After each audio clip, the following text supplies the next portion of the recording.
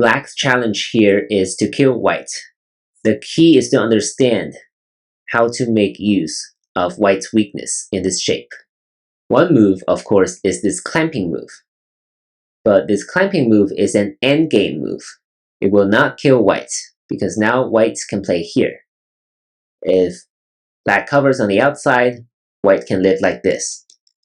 If black plays on the inside, white can increase its eye space and make another real eye this way. So black number 1 will actually not work.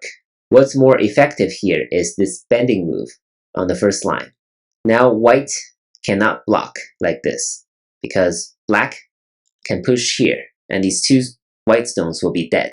And this way, white will not have enough eye space to live. It will be something like this. So the best white can do is first this,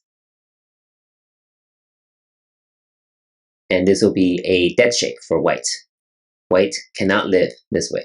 If white plays here, then black can just keep coming in, and this will not be enough eye space for white. White's strongest response is probably this jump, and now black can still reduce white's eye space this way.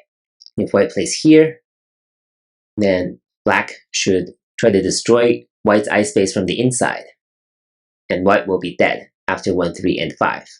If white plays here, then black still has the Atari, and white will still be dead this way. If white plays here, then black can still play this move to reduce white's eye space, and white will still be dead. So you can work on the variations on your own, and the result should be the same after black's 1 and 3. So the main takeaway from this problem is this number 1 move, bending on the first line against these two white stones. It's a very effective way to reduce eye space, and it's a move that you should consider in other problems as well. Thank you for watching.